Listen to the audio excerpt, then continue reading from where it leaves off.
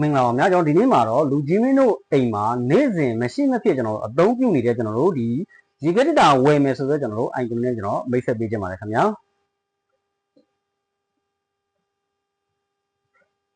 ဟုတ်ဒီ icon လေးထဲမှာတော့ကျွန်တော်တို့ဒီ1 2 2 3 4ပေါ့နော်ဒါအပြင်ကျွန်တော်တို့ဒီလုပ်ငန်းတုံးကျွန်တော်တို့ဒီ check visa တွေပါကျွန်တော်တို့ပါဝင်မှာဖြစ်ပါတယ် model ဆို site စုံကိုကျွန်တော်တို့ဒီမှာဈေးနှုန်းလေးတွေနဲ့အတူကျွန်တော်တို့ပေါ်ပြပါရှိမှာဖြစ်ပါတယ်ခင်ဗျာဒါကြောင့်မလို့လူကြီးမင်းတို့ရေခဲတစ်တာ brand အစုံကိုတနေရာထဲမှာစိတ်ကြိုက်ရွေးချယ်ဝယ်ယူလို့ရမယ်ကျွန်တော်တို့ရဲ့ Zomo Eco Mobile Application လေးကို download ရယူလိုက်ဖို့ဒီကနေကျွန်တော်အကြံပြုလိုပါတယ်ခင်ဗျာဟုတ်ကဲ့ခင်ဗျာကျွန်တော်ဒီဘက်မှာဆိုလို့ရှိရင်တော့ဗောနော်ကျွန်တော်တို့ဒီအဝိရှော်ဆက်ဝယ်မယ်ဆိုတဲ့ကျွန်တော် icon နဲ့ကျွန်တော်လူကြီးမင်းတို့ကိုမိတ်ဆက်ပေးခြင်းပါတယ်ဟုတ်ကဲ့ဒီ icon လေးတွေကိုကျွန်တော်တို့ဝင်လိုက်တာနဲ့ auto manual 9 second ဆိုပြီးတော့ကျွန်တော်တို့ item တုံးခုတွေ့အောင်ဖြစ်ပါတယ်